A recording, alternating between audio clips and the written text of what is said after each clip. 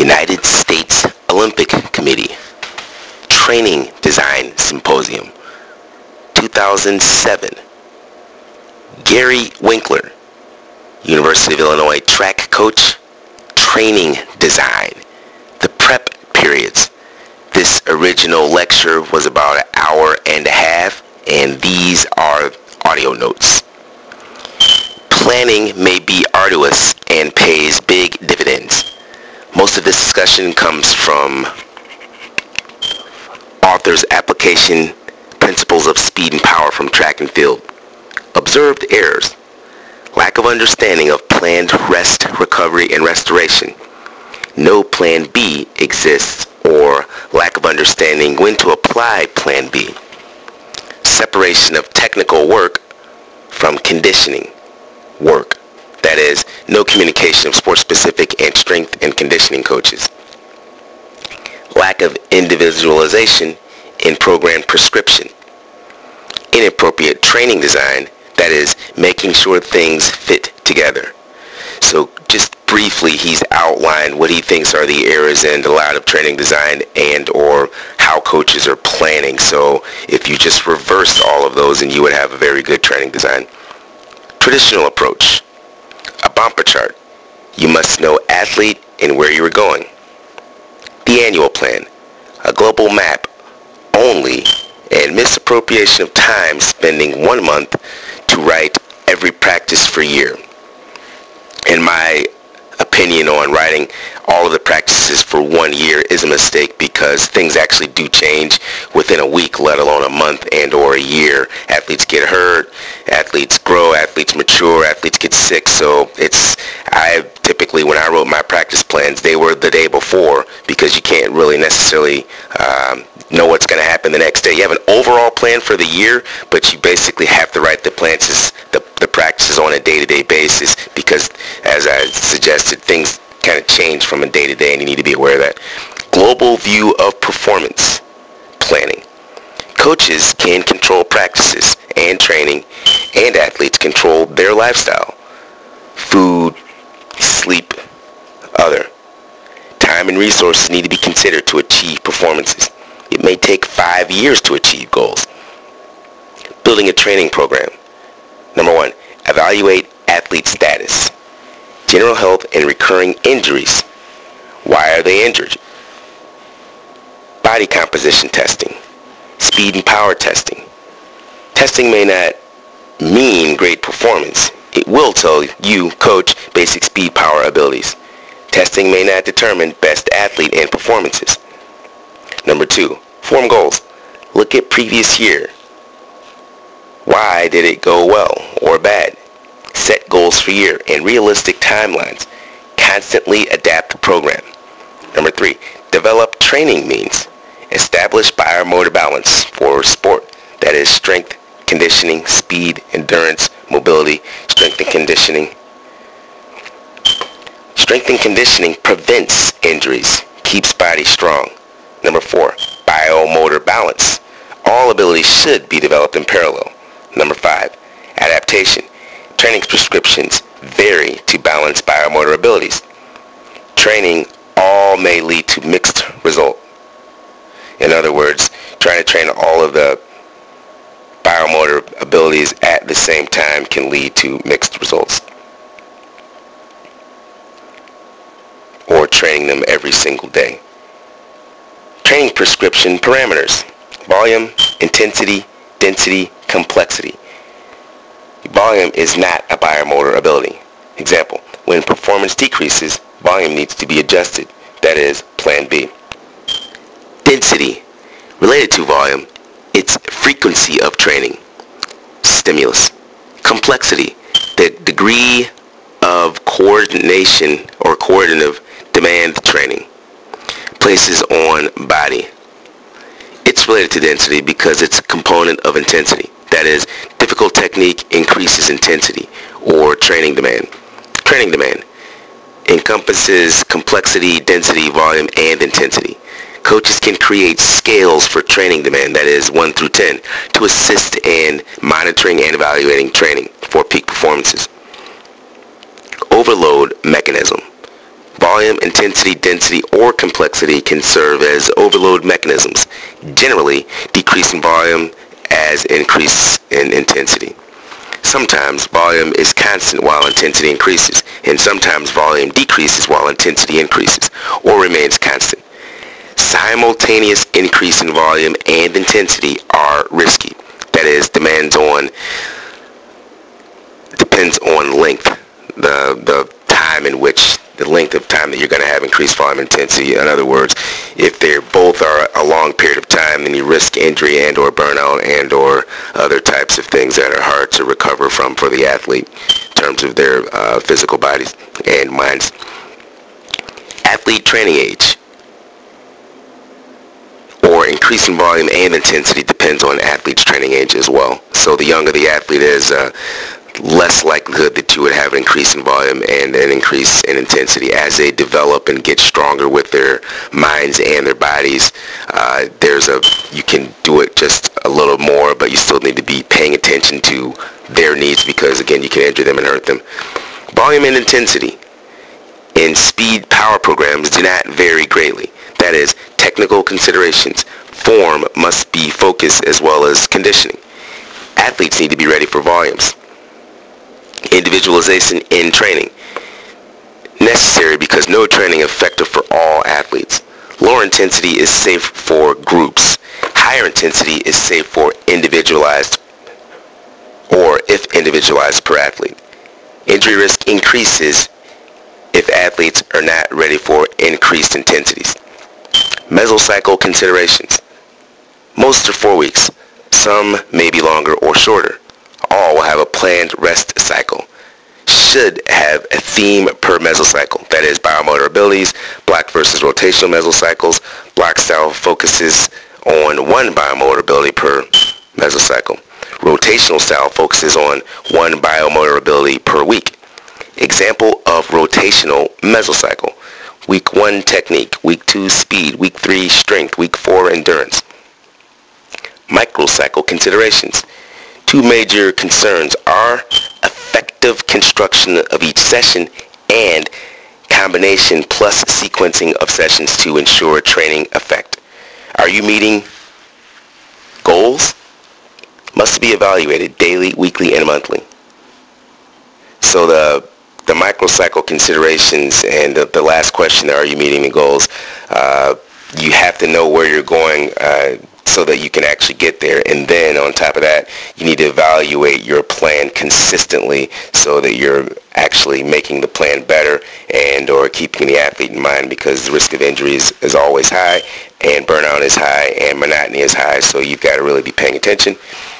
Compatible and complementary. Compatible describes training activities that enhance each other when combined in a session. Example, endurance repetitions followed by speed work. Two different themes, mixed prescriptions. Mixed prescriptions lead to mixed results. Complementary describes sequence training sessions that enhance training effect. Example, summative training, that is all pieces fit together for a microcycle. Microcycle considerations. In a well-constructed microcycle, various body systems are rested while alternate ones are being trained. Lighter training, rest days, and planned rest recovery opportunity. Day off may put athletes out of sync. Training stimulates body and rest per off days. Off days tend to make body out of sync. Light days may be more beneficial. In other words, the body, highly trained athletes, this is more, this information is more applicable to the younger athletes that are beginning to start training. This isn't so, it's not as effective, but the point that he's making is as you become a higher trained athlete through higher performance training, through some type of periodization type of plan, over the years your body becomes adjusted and adapted to consistently training. So I think a lot of errors are made when coaches think that they're actually resting their athletes when they give them 3 or 4 days off before a competition, when in fact it may be better to have a higher higher intensity type of training with lower volumes. So if you've been having 2-hour practices the week before competition, perhaps you could take those practices down to an hour, 45 minutes of intense work.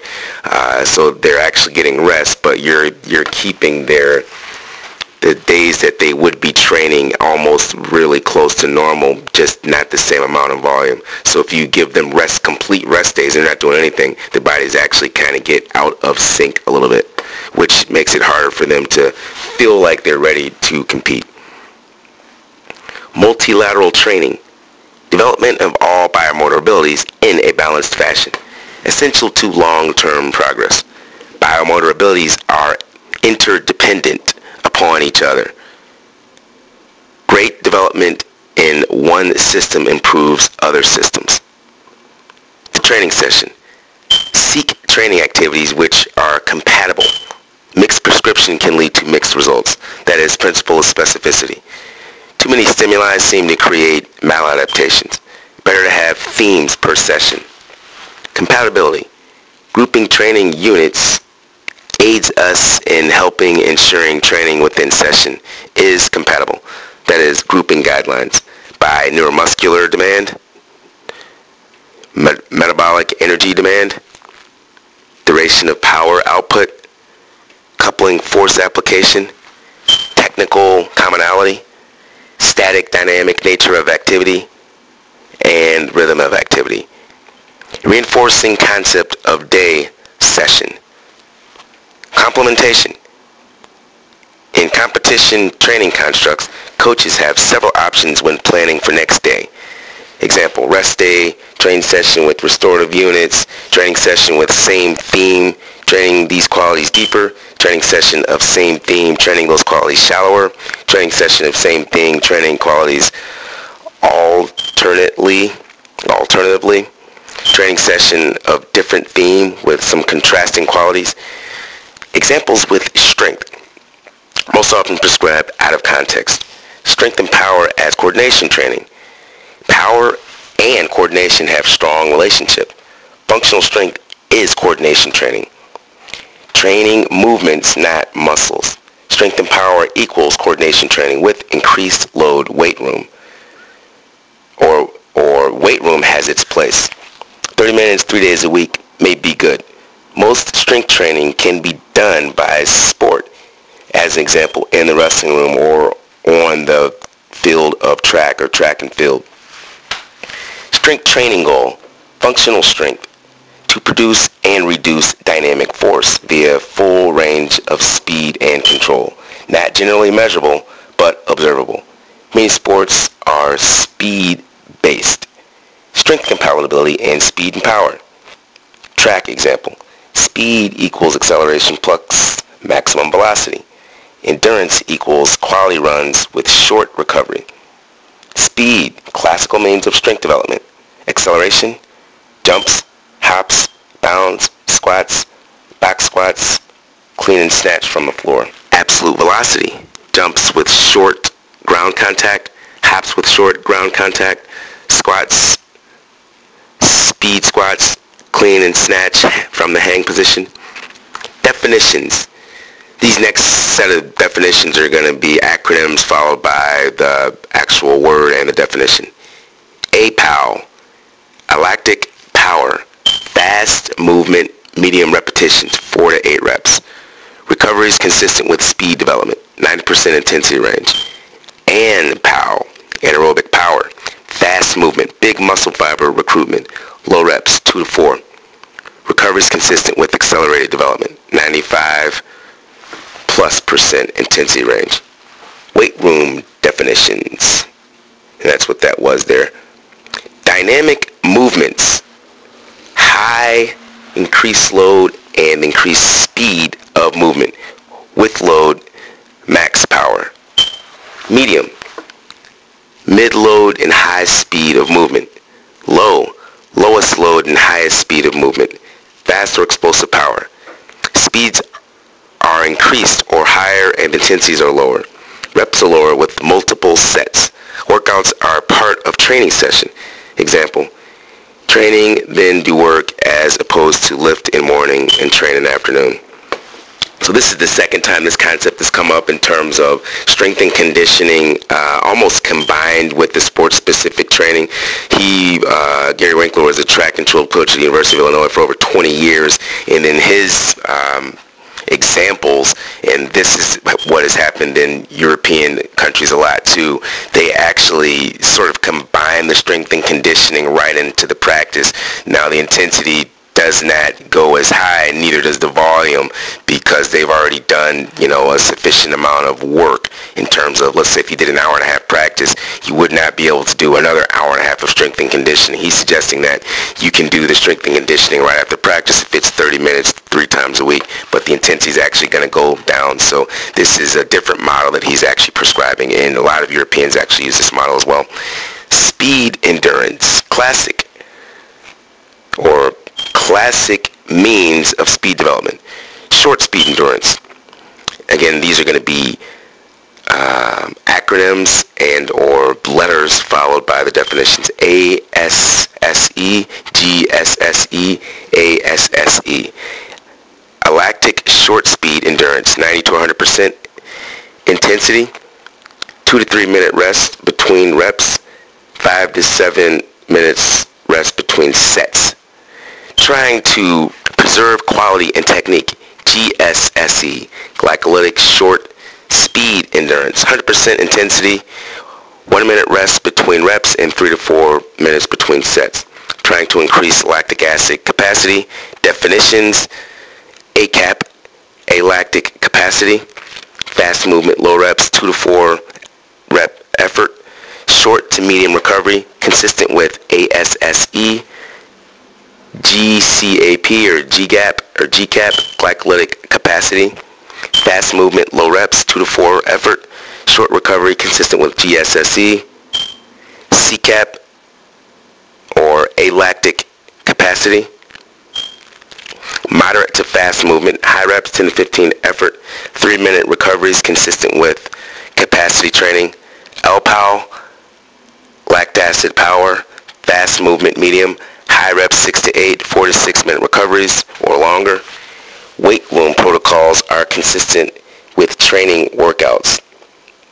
Lactic acid power and capacity. Microcycle construct definition. Demand. Number 1, wave. Indicates loading demand. Undulates. And undulates means going up and down a hill, if you can imagine that in your mind, or a wavy pattern, like a wave of water is at the height and then it goes down. Crescendo indicates loading demand increases. Theme 1. Black indicates theme of loading stays constant. Number 2. Contrast indicates a change to a contrasting theme. Demand. Training demand is a combination of training density, complexity, intensity, and volume. Knowing how much your athletes adapt to training is important. Feedback may be ascertained only on a daily basis with question and answer at practice. Conclusion and question and answer. Several of the audience members asked him some questions and he gave the answers, and this is what is going to be read next. Evaluating capacities is invaluable.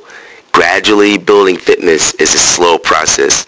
Must be done for highest level of performance over a long career. Biomotor abilities have to be developed over time.